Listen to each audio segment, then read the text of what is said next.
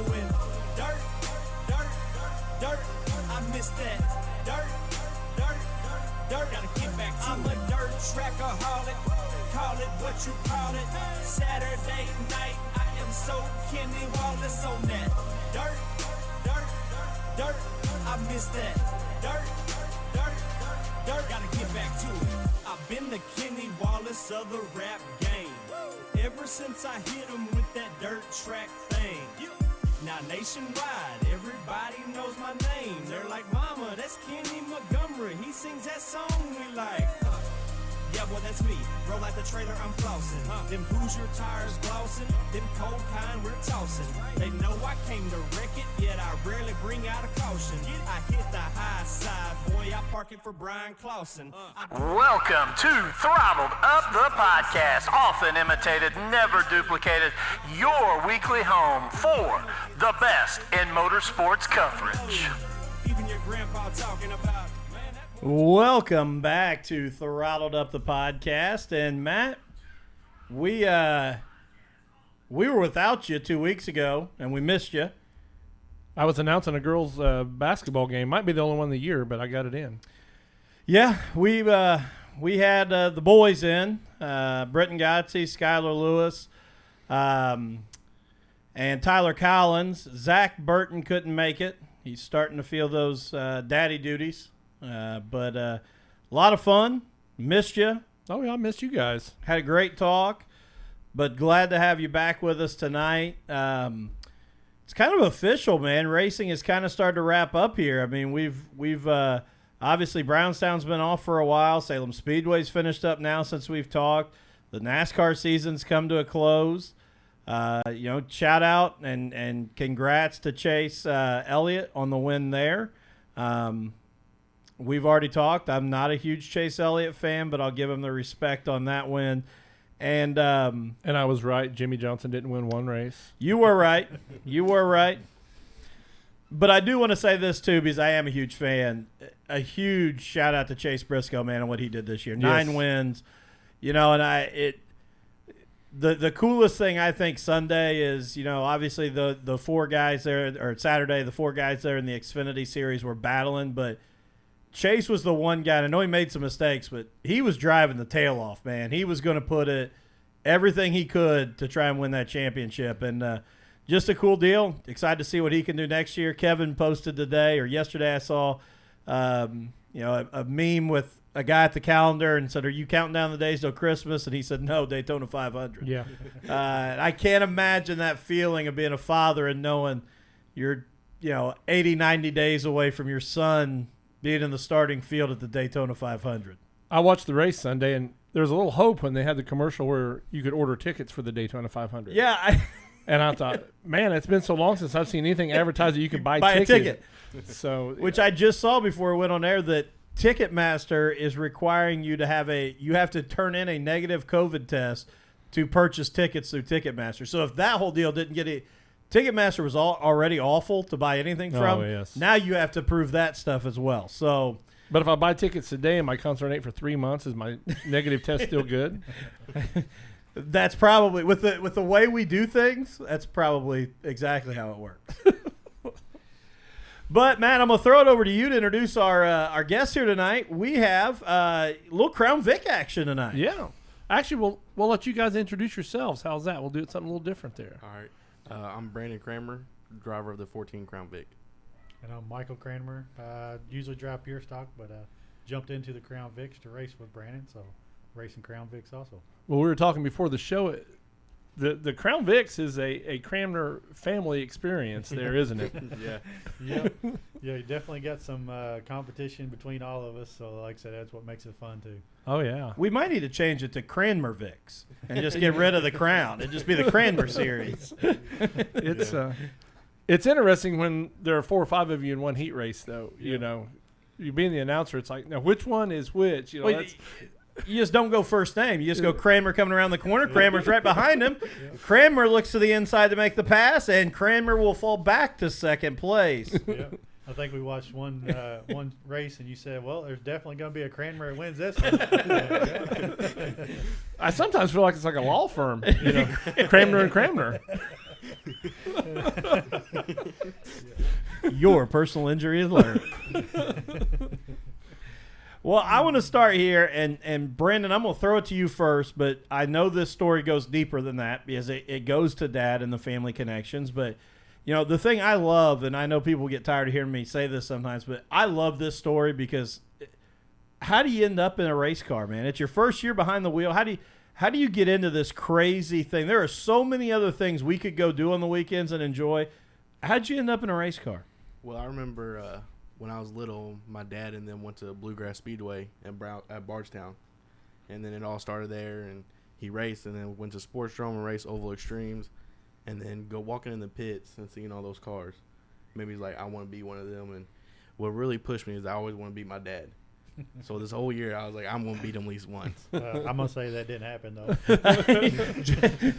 Editor's note, try again next year. And then I remember walking in the garage one night. I was probably like 16, and the race car wasn't there. And I said, where's the race car? And he said, I sold it. And I said, well, I want to race. So then he went and bought another pure stock and then raced a few years. And AJ and Trevor got in a Crown Vic, and he told me I need to get a Crown Vic instead of pure stock. It'd be a lot cheaper and learn how to drive first. And then we won a $60 raffle on a Crown Vic. That's great. I mean, that's about the cheapest you can ever. I mean, the Crown Vics are great to get into because, you know, they're a little inexpensive there. But, I mean, you really got in there cheap. Yeah. That's awesome. Yep. And Michael, I'm going to throw it to you because you kind of told us the story off of air, but how did your family, obviously you've kind of passed this racing legacy down to Brandon and the others. How did you get started? Well, it started with my dad. He was the very first one that started racing.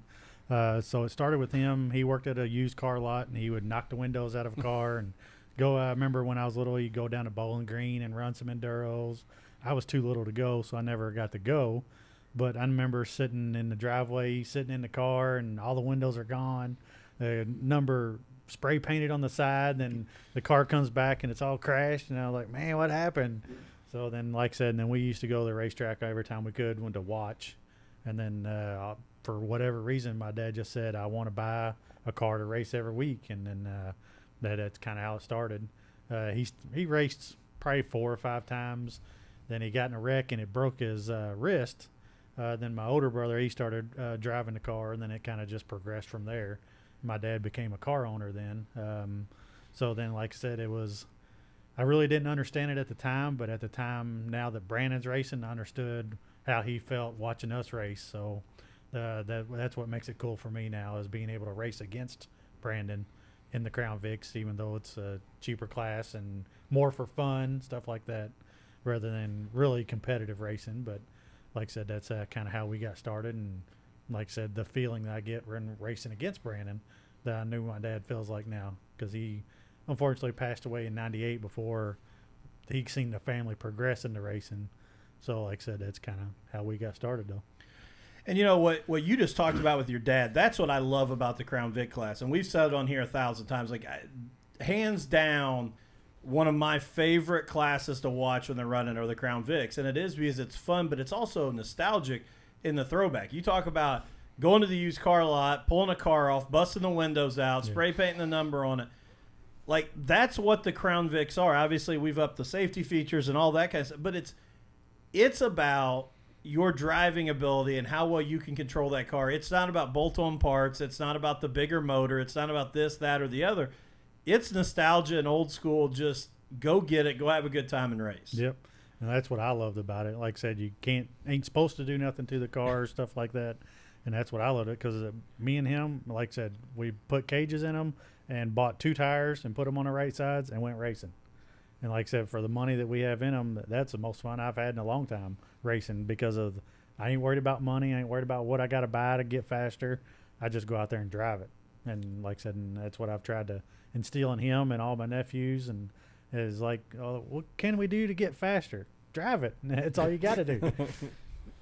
I'm going to add in there, though, me and Dustin grew up playing football, and, our dads got to watch us play, and my son grew up playing baseball, and I got to watch him. But with racing, I mean, you're involved in your son's sport. Yep. To me, I think that is awesome. I mean, you're right there beside him racing, and, passing. That's something that our dads couldn't do with us in football, and I couldn't do with my son in baseball, is, you're so much more involved. I mean, Yeah. you're part of it. You're not just a spectator in your son's sport. Yeah. And with racing, I think that is what's so amazing with that. Yeah. You know, that's a thing I've never thought about. But just thinking of the analogy, like that my dad, your dad could never come play football with us and be a part of that game the same way. I mean, the closest thing you could get would be them coaching, but it's a totally different thing that it's a competitor as well. Yeah. You're absolutely involved, you know, and that's wild. It's not that way with anything. I mean, anything else. I've never actually put that together or thought about that.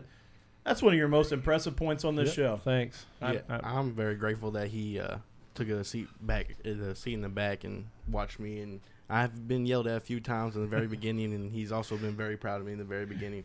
Yeah. But he stopped his racing for mine, so I'm really appreciative of that. Yeah, I wasn't planning on racing at all this year myself, and then he won that Crown Vic, so I just said, okay, well, we'll just build that and get your feet wet in it and get you up to speed to where I don't have to work on your car all the time. You work on your own car, and then you do your own things, and then if I start racing again next year, but then when me being a driver too, I got kind of bored of watching, and I was like, man. So then the second deal come around, we got 2 more Fords, and then like I said, we just kind of did it there, but. Brandon, what's it like that first time going out? I was very anxious because I know that the only person I really cared about was making my dad proud. And as long as I brought the car rolling and we could put it on the trailer and go home, I knew he'd be all right. And I want to add in there, his first race was down at the asphalt track, and his first race in, he won the heat race. Yeah, so, Wow. So he did That's make me awesome. very proud that time, but Yeah. he also wrecked it on the checker flag. Well, so you're a firm believer in checkers or records, then, right? I was wanting to win that race. Not checkers or records, checkers and records. Yeah, there you go. Take a bowl. So you being a rookie driver, you start out first race on an asphalt track, and then you end up over on a dirt track. How hard was that transition? It was kind of hard, but then kind of not because I watched him race dirt. So I knew I can't go in there all bonsai. I had to get the car set up and go straight through outside the corner. So, but it was different from getting used to going from asphalt dirt. No, asphalt I dirt. bet. Yeah, that was the hardest part all year. Now I got to ask this to both of you: have either one of you ever ran the figure eights or even thought about running a figure eight? I haven't. He has. Yeah, You have ran them? I've raced figure eight once in a race, which was just a couple weeks ago at Whitesville. I just went down there just because I was going to try to run the enduro, but other things come up. So I just went down there on their championship night, and I was like, I'm going to try a figure eight. There's only 9 or 10 cars in there. So I did finish last, but it was fun, too, at the same time. So. That's an art form. Like, Yes. I mean, that is legitimately, like, I know there's a lot of people who don't like it. When they're at the big track at Salem and we can watch them, it's an art form. Yes. The teamwork, I know it doesn't seem like that, but between the competitors not to destroy each other is unbelievable to me. Oh, yeah. So I don't think I'd have the guts. I would love to be in a Crown Vic, but I don't want to figure eight them. Yeah, yeah, I'm with you. I may figure eight them just because of the lack of driving talent, but not on purpose. Yeah, I've always wanted to try that, and there's like a few times I've asked him. He said, "No, you're not going to do that." You know, when I was a kid, there was a figure eight track cut in Brownstown. Was it really? Yeah, I got some old programs that you can. The X was in it for years, and after they quit running it, I don't know if there was so much rubber or something down on the dirt that grass didn't wouldn't grow grow. for years. You could see the X in the infield for a long, long time. I didn't know that. That's But Brownstown was flat when I was a kid too. You Right. know, there was no banking on. Well, Brownstown. it was flat because when the glaciers came through with the dinosaurs, it flattened everything out. Yeah. Brownstown started in '54. I wasn't there till '75, man. So. Oh, okay, my fault. My fault. Just But I never knew that about Brownstown. Yeah. So that's an yeah, I had no interesting clue fact. there was a figure eight in it. Yeah. When I was a kid, it was, I actually went, I was probably 7 or 8 and watched the flat track motorcycles race around Brownstown Speedway. Was that they raced that on the quarter mile or the half mile? The quarter mile. Really? Yeah. Again, it was flat. Right, Not like right. it is now. But Mike Bishaw, that's where he started. I Was knew a flat that, track yeah. racer. Yeah. Wow. That's how he got into racing, was flat track in there. So that's some history there. So I'll ask you guys this: as you kind of went through that season, obviously racing at both Thunder Valley and Brownstown, how different are those two tracks there on the dirt? Very different. This is my first ever year on dirt, so mine's way different than probably what his is. But I feel like I had to turn the car a lot more than I do ever at Thunder Valley than anywhere else. Really? Yes. And it feels like everybody. I always heard people say this boat won't turn, and it literally felt like it was a boat and it would not turn. Well, those are some pretty sharp corners down at Thunder Valley. So, That's a tight little deal down yes, there. it is. Yeah, you definitely got to start the corner on the getting into the corner, because if you don't, then like I said, you're just going to wash up, or you're going to be driving that dump truck up to the wall until it hits it and Bounces yeah. off. Yeah. But like I said, that's what I love about these Crown Vics. I mean, it's fun to drive them, because if you try to drive them hard, then they either push or loose, and then you're catching it. But if you just drive it easy and with a little bit of brains, it's fun. And like I said, you can't overdrive these cars, because then you're just going to fall backwards. So that's what a lot of people probably doesn't realize is you want to go faster and go harder, but the faster and harder you go, the slower you are. So. Well, Brandon just said it when he was talking about watching you race on dirt. So many people think, you go in and you slide it and you get it hammered down. Keep it straight, man. When you keep it straight and the tires are working, that's when you're fast. Yeah. Well, it's probably kind of like a go-kart where you got to keep momentum up. Yeah. Am I right there? Yeah. Yeah, because of the gears of the rules, like I said, these cars are kind of underpowered, I would call it, because like I said, if you put a different gear in it, I'm sure they'll be more powerful for you and more straightaway speed and stuff like that. But the gears, based on the rules, they're kind of laggy. So like I said, if you keep that momentum up, then like I said, that's what kind of gets you your speed. Oh, I drove one on the road for years, so I know exactly what you're talking about there, man. You might be the guy we want to talk to. Can you run one with the lights still on? I don't.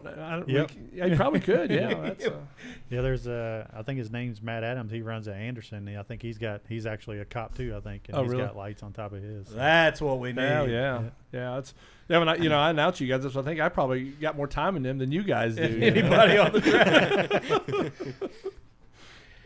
But I mean, those are built from the factory. With the oversized, sway bars in them and stuff, and the rims are built thicker. There was, it was actually set up for something like this. Yeah. It's, They're pretty bulletproof from what I've seen. 'Cause They really are. I've overheated mine twice. I mean, to where it goes into limp mode and shuts the car off.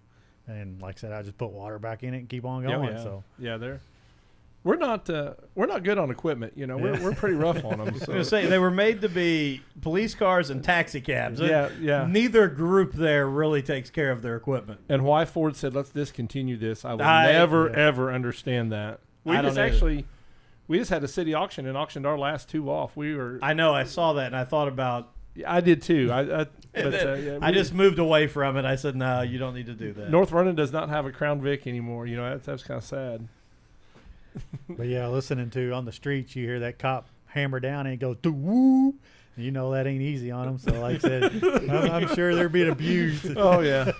Yeah, Ford could have made them a little slower, to be honest. Would have saved me some money back in the day. Hey, before we go any farther here, let's take a quick break for our first round of sponsors, and we'll be right back with Brandon and Michael. Electrical work big and small, Gilpin is the one to call. Gilpin Electrical Services can do your small necessary jobs such as wiring lights in your race trailer or adding outlets in your shop. They are also trained in installing whole home backup generators. Don't let a loss of power knock you out of having your car ready for the track this week. With a generator from Gilpin Electric and Generator Services, you'll be able to continue to work right on through the outage. Give them a call today at 812-953-1261 or look them up on Facebook at Gilpin Electric and Generator Services. Don't sit in the dark during the next power outage. See what Gilpin Electric and Generator Services can offer to you. Call them at 812-953-1261. Are you uninsured or underinsured? Do you know what kind of coverage you have? Do you know who to call if something goes wrong?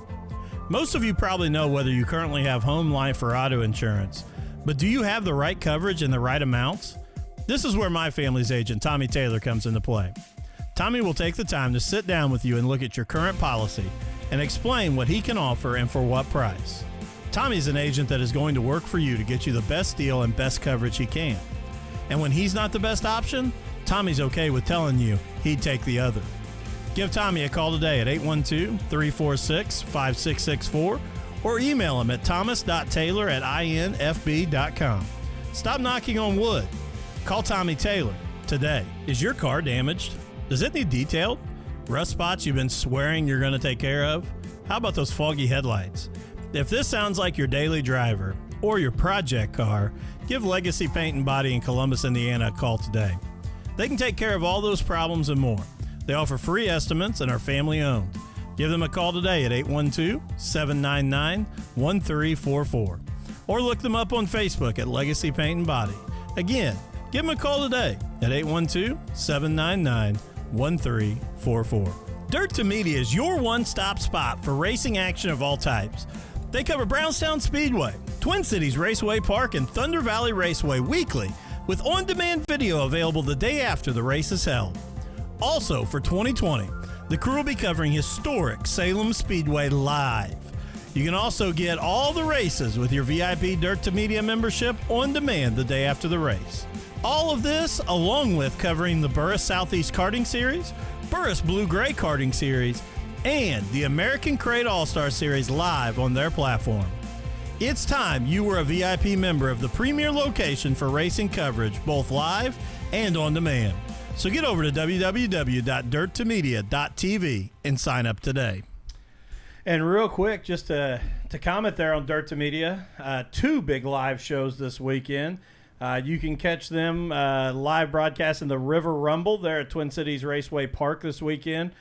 Huge Hornet race, Friday night, qualifications, and some heat races. And then Saturday, all the features taking place there. And don't forget the second round of the indoor go-karting series down there in Kentucky. Ryan Bowling himself will be down shooting that race. So please check out those 2 live events this weekend. We are back again here with Brandon and Michael. And, guys, I want to throw this. And, Michael, you've raced a lot, in the pure stocks as well. How different is that pure stock to that Crown Vic class? Definitely power. I mean, like I said, when I first started getting into the Crown Vic, I practiced his once or twice. And then when I got in it and went down a straightaway, I was like, okay. Man, this really doesn't have a lot of power. And like I said, compared to pure stocks or anything else like that when I've raced asphalt. And then, like I said, it kind of, to me, it seemed like, well, I mean, everything's in slow motion. And then, like I said, then once you got racing them and then racing around other cars, then you're kind of, okay, well, it's just kind of like the go-kart stuff is keeping momentum and keeping a straight line and not getting all crazy with it. And then, like I said, it was more of what I call you want to go-kart racing like kart country or somewhere like that with your buddies. To be fast, you got to be smarter. And then, like I said, instead of being just trying to be all out fast. So that's the difference between the pure stock and the Crown Vics. And to me, is it's a lot less speed, but still same amount of fun. I always blamed that I was weighed more than all my buddies. I was going to say, I never tried to be fast. I just tried to wreck everybody else before they got there. Yeah. Years ago, we went up to Stefan Johansson's indoor track, and I spent more time in the sin bin than I did anywhere because that's where they would park you, when you was not a good driver out there. So. This was a young man from North Vernon, but it's been several years ago. We went to the one in French Lick, and he wasn't much of a race fan, and we went through qualifications and heat races, and they get us all lined up for the feature. Well, they let you roll around the 2 laps under yellow and going to give you the green. Well, we get about turn 3, and all of a sudden I hear him just hammer down. He passes around all of us. He just thought his cart was that much faster. Had no clue we were all in caution speed. They had to go back and line us all back up again. It's like, I thought I was just faster than everybody else. Everybody else half throttle. Yeah. I guess I wasn't real smart. Like I said, I just blamed all mine on being heavy. I know. Smart's never been in our categories. Yeah. So, like, when we go to PR, not this year, but when we go to PR, that's all our buddy thing is we all go race the go-kart somewhere. And there's a couple bigger boys in our group here. And so, like I said, they usually start up front, and you got to get around them. So that's the way it usually happens. You gotta find the young, 17, 18-year-old kid working and be like, all right, man, which one have you tuned a little bit here? Yeah. Pull that one up to the front for me. Here's a 10. I gotta get a little speed going. Yeah.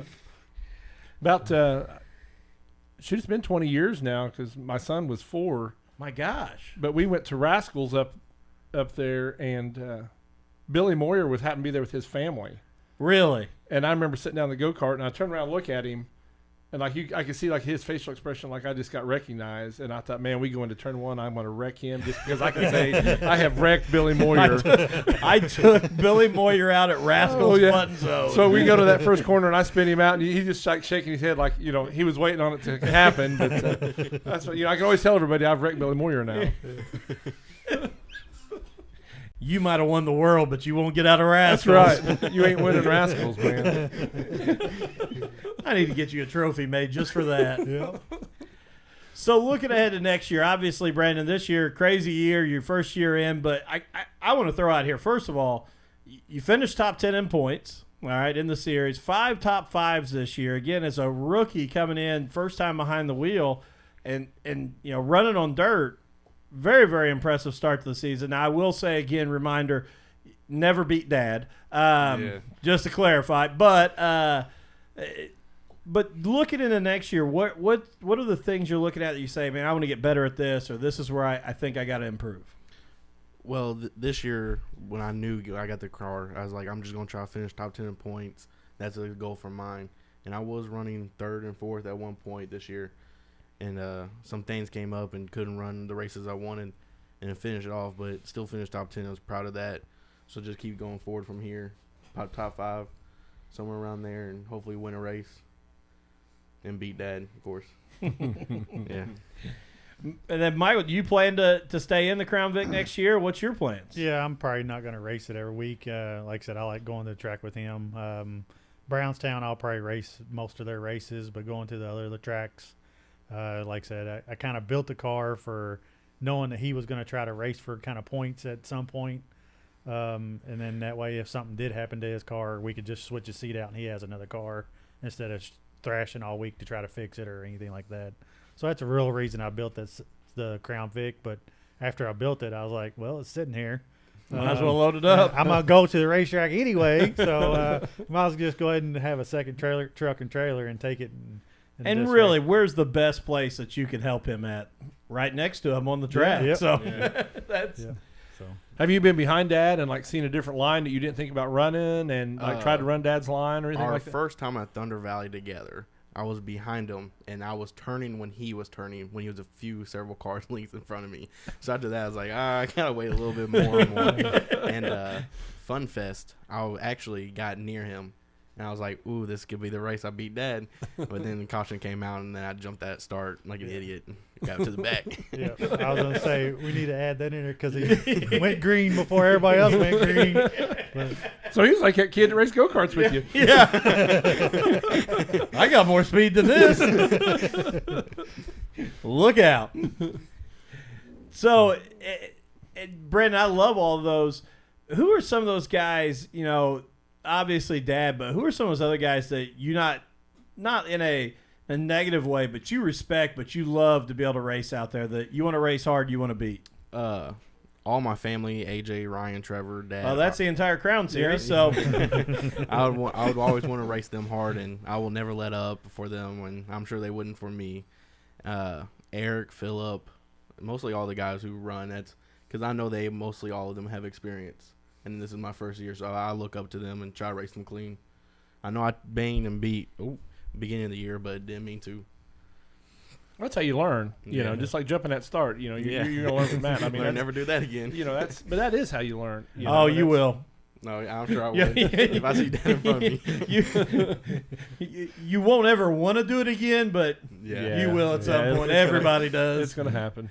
Because what'll change is that time it was just a mistake. Then it's going to be how close can I push the limit before I get called. When that caution came out, I was like, oh, they might say my name, and they didn't for a few seconds. I said, I'm good, and then they said, 14, Brandon Cranmer, you need to go back 2 spots. I said, oh, I got caught. They got me. See, and the other thing with these cars, you don't have no mirrors, so I never knew that he pulled up next to me because I'm looking out the front window. But then when I hear it on the receiver that they lined us up 15, 14, then they say, okay, 14, you're going back 2 spots. I was like, what he do?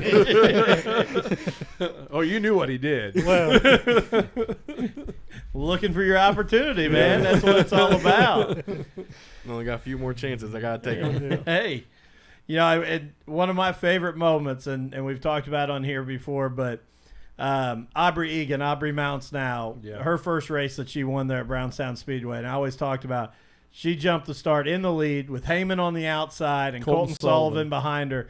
And I always said, and she started way early, and Aubrey would admit that, but I said, I can't imagine the pressure that, this is her chance to win her first race, but she's got Heyman and Colton Sullivan breathing down her neck like, well, heck yeah, I'm on the gas before anybody else. Like, I'm going to at least give it a shot to see if I get away with it. So, yeah, I understand it totally. You want that opportunity for sure. When is your adrenaline the highest? Like sitting in the lineup chute, waiting to go out on the racetrack, restarts. I mean, when are you? It's like, before he started racing is when I looked at him, and then when I started buckling my seatbelts up. But when I Fun Fest, we actually lined up right next to each other. So I look over and I see him, and then it just went, woo! Here we go. We got to start next to that. Here we go. So, yeah, what about you? When did yours jump up the most? Probably about 10 to go. Oh, Like I really? said, I'm not a big starter, so like I said, I like the longer races for some reason. But like I said, when it's good, when I know it's about 10 to go, and then like I said, that's when I could feel the difference in my body, and my eye starts watering, water starts running down my eye there on my cheek, and then like I said, it's time to go. Wow. And so that's when I get, I guess, real racy is coming to the checkered or coming to the last couple laps. Those are like some of the coolest stories too. Yeah. I love hearing, like, we've had drivers tell us I have to remind myself to breathe. I have to, all the little things that happen, even like that. My eye starts to water, and I know my adrenaline's pumping. It's time to go. So, Brandon, outside of your dad, obviously, who were some of those other racing heroes as you grew up that you just you looked up to and you hope to emulate a little bit? I really didn't have it. I didn't really watch other racing besides him growing up. But now that I'm like starting to really watch myself, I really do like Chase Briscoe, like you, and Hudson and Don O'Neill. I like watching them. Devin Gilpin. I really enjoy watching them guys and just trying to see what they're doing different all the time. Especially Devin Gilpin. He jumps in a modified and then a late model and just runs different lines to every track. He's been in a sprint car too. Has he? I never knew that. Yeah, he ran a Fun Fest one year in a sprint car. And Briscoe's been in both a late model and a sprint car. Yes. And that night ran a lot better in the late model than what he did in a sprint car. Hudson has too. Yeah, both of them as well. So, but no, I would agree, and I'm totally biased. And I know Matt agrees as well on this. There's only a handful of things we actually agree on, but Chase is a pretty special one right now. And I will say this hands down, and Matt will echo it.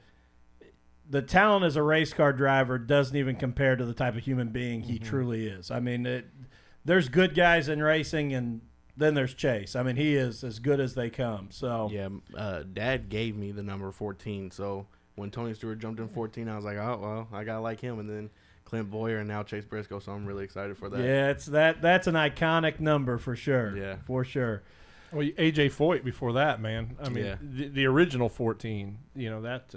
The throwback. Hey, Matt's brother Michael asked, do you guys have any race day superstitions? No, not really. No superstitions for me.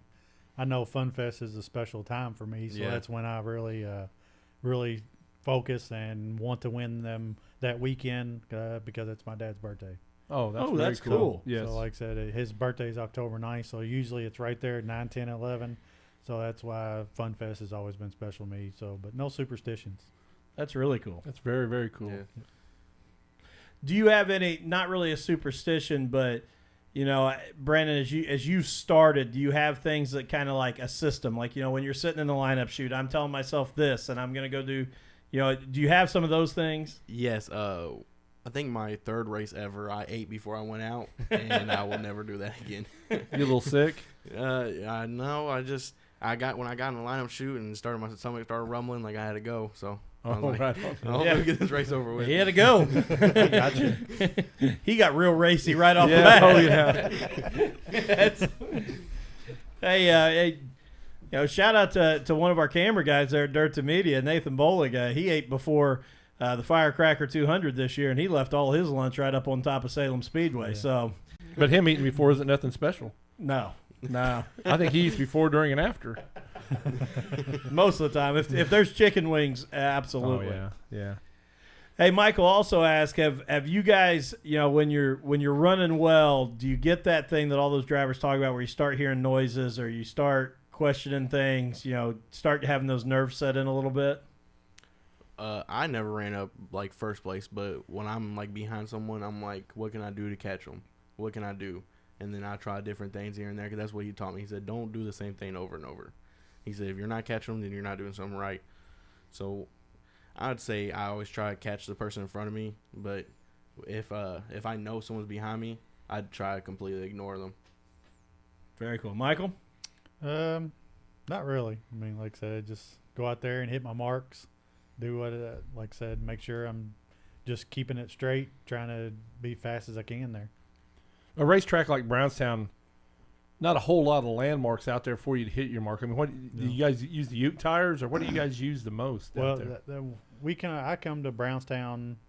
I can't remember what year it was, but we were still on radials and the pure stocks, and that's the hardest track. Now I guess that's why I like it the most now, because I've always raced with guardrails to give me my markers. Yes. To know where to lift, get off, and if I want to drive it harder, how far more can I drive it? So Brownstown was the hardest track that I've ever driven on to get used to because it didn't have no markers. And then plus the changing track surface conditions, that was the other thing when it first come into dirt was the hardest for me. So like I said, it was the hardest track to get used to. And then now that I'm used to it, I love it. But because I mean, there really isn't a whole lot of landmarks, No. around the track for you to say, okay, at this point I'm gonna, yeah. let off or brake or whatever. No, and talking about that changing track surface too, Brownstown is one that can go through a massive change in a night. It's never the same even when you show up week to week. And then Jim gets the water truck out. Yeah.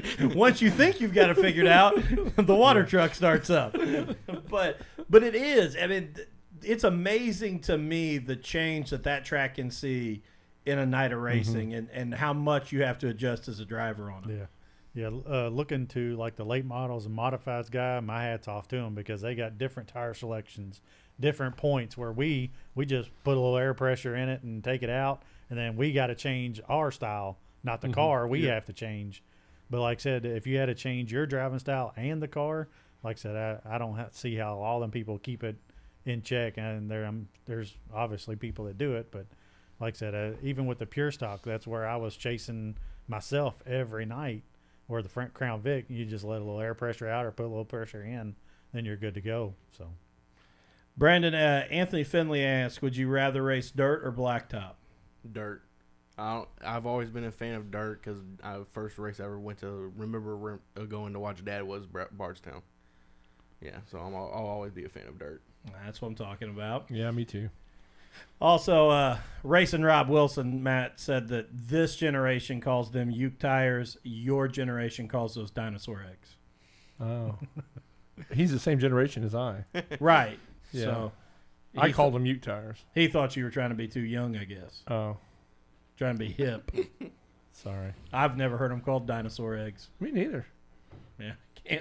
I can't back Rob up on that one. I guess I'm a youngster in my generation. you must be. So and when you guys when you look at building these Crown Vics, obviously there's not a whole lot to change. Obviously you put the cage in. What do you do during the week, just maintenance wise, to make sure not to get an advantage, but what are you doing in the shop? Is there still work to be done to make sure it holds up so you can race on the weekend? I nut and bolt check everything. Yeah. I just learned that on my pure stock, but checking all your bolts and checking the toe. And that's the other thing I love about these cars. I was in my pure stock. I was out there every night trying to figure out how can I go faster? How can I get through the corner better? With the Crown Vic, I can't do nothing to it. So yeah, I'm all sitting in a house and watching TV this week. Yeah, I always ask him, how can I get faster? What can I do to this car? And he'll be like, nothing. You can't do nothing. Yeah. I'm like, all right.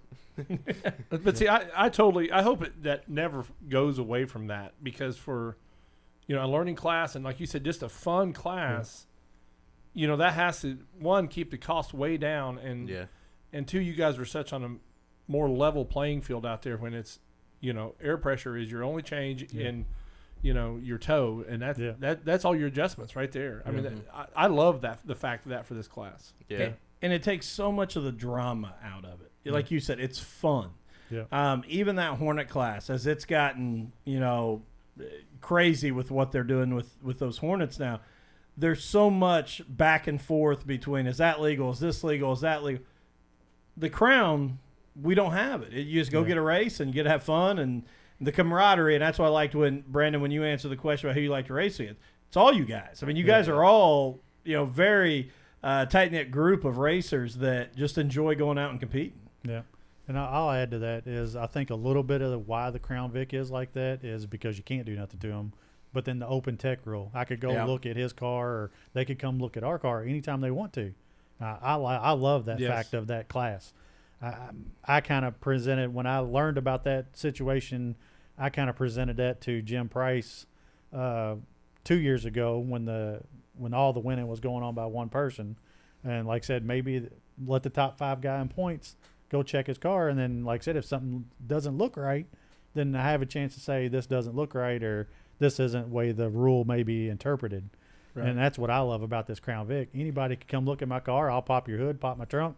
I'll jack it up if you want to. And then that's what's going to keep it fair, hopefully, within the class for years to come. I agree. And I think that's a great point. And what I love about that even is when you get in some of those situations where in those other classes where a promoter maybe goes out and checks the car, the tech guy goes and checks the car during the week and says, hey, we've tore it down, we've checked it. All the rest of you guys weren't there. That's what I love about the open tech rule. Yeah. It's not the pressure on the promoter. Everybody's standing there, and you can look at it and say, and if you look at it and go, I guess I don't see anything. He's just better than me. Well, that's what it is. Yeah, you take it. You just take it, say he's better than me, and go back next week. And I guess the thing that I like is the couple of guys that have tried some little things. They've been called out on. Yes. Yeah, there is no. Yeah, it isn't like, hey, we're going to let this slide this time. I mean, they've been called out. Yep. Yeah. And I think that just tells you guys across the board, don't try it. Yeah. The very first night we went really strict on teching. Jim Price came to Thunder Valley, and I think 2 cars out of top 5 got DQ'd. Mm-hmm. That was the night the late models were down there, wasn't it? No, Oh, it was okay. like the very. Yeah, it was before that. Yeah, Because there were some wheel issues that came up like right before that, and that, and part of that too was some people didn't understand the open tech rule, and I know we got some messages like why, and we explained again open tech, and you're exactly right. Once people started to understand it and they were calling it out, cars were getting DQ'd, and then it is I'm not even going to try it because these other guys are going to call me on it. Yeah. So like I said, that's what's going to keep that division or in that class alive like that is because of that open tech rule. Like I said, I could walk up and I like because you got to go get the tech guy and then both of you all walk over. I just can't come to some guy's pit. Right. Yeah. And then like I said, Ned says, okay, well, I don't like this or this doesn't look right to me. Then he could clarify the rule.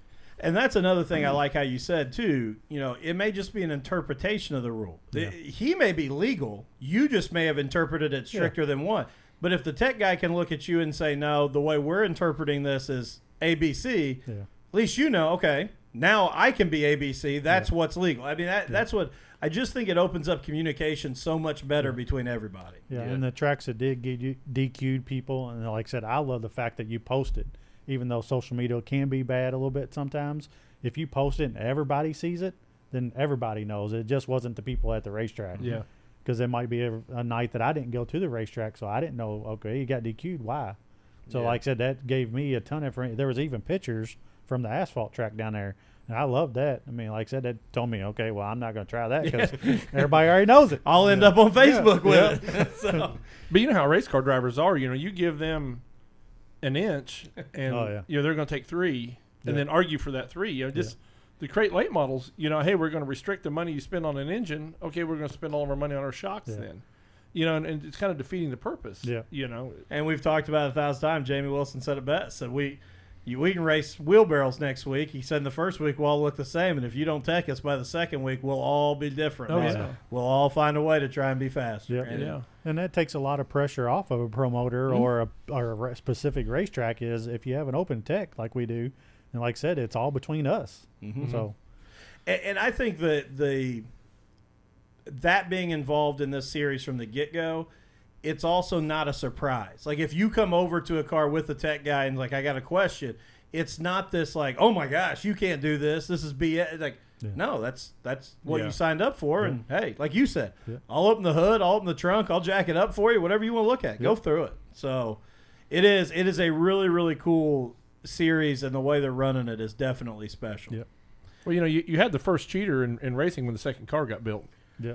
That was. And I still argue with that a little bit. I think the first one was probably souped up as the second guy was building it. So if he got any wind that there was another one being built. But I mean, if you're a competitor, you're going to try to think of ways, and Yeah. I just love the fact that has curbed a whole lot of that. Yep. Because it's Oh, I'll tell you, I've been sitting on the couch and my mind is going 100 mile an hour trying to figure out, well, how can I make it turn better if I can't touch it or do nothing to it? How can I do this? And Yeah. like I said, and that's what makes it fun is, well, I can't do nothing. I'll continue watching my movie. Yeah. So, But that's another great point too, is that racer's mindset. And, Oh, and yeah. again, you're admitting it. I'm still thinking, Yeah. what can I do? What can I do? What can I do? Because that's every racer. Yeah. Every little tenth of a second I can knock off is a huge deal. yeah, competition. Like I said, everybody wants to win. That's the whole point of going. But like I said, and that's what makes it fun, though, is I know I could go look at that car if I think they're doing something.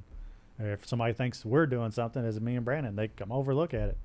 Like I said, you want us to take a wheel off? All right, well, we'll take a wheel off. So that's what makes it fun, though. That's why it brung fun a lot back into it for me. I agree with I think that takes you back to an old school style racer, though, because before all the technology was in racing, you had that driver adjusted to the track condition, the way the car was driving, and you said that earlier. You have to adjust yourself, Yep. To the car and the conditions on the track. And you guys are probably closer to old school drivers than we've had in years and years Yeah. at the racetrack. Hey, let's take a quick break here for our second round of sponsors and pay some bills, and we'll be back to finish up here with Brandon and Michael. Hey, Matt, what would you say is one of your most prized possessions? Oh, it has to be my racing T-shirts. And you've got an impressive collection. But I heard about a new place. P3RacingShirts.com is the one and only place offering genuine custom racing shirts with no minimum quantities. Their shirts are printed in full color using the latest technology in direct-to-garment printing. They have custom designs for several different car types and specialize in our favorite, dirt track racing. That has to be great for the local driver. Not have to buy all those up front. Absolutely, and they don't have to hold all that inventory at home. What did you say that was again? P3RacingShirts.com. Let's check them out. Don't let your Saturday night go without the excitement and live action at Southern Indiana's premier dirt track, Brownstown Speedway. Racing every Saturday night, starting with the Indiana Icebreaker. Schaefer Photo and Custom Tee is the place for any race fan to get racing memorabilia.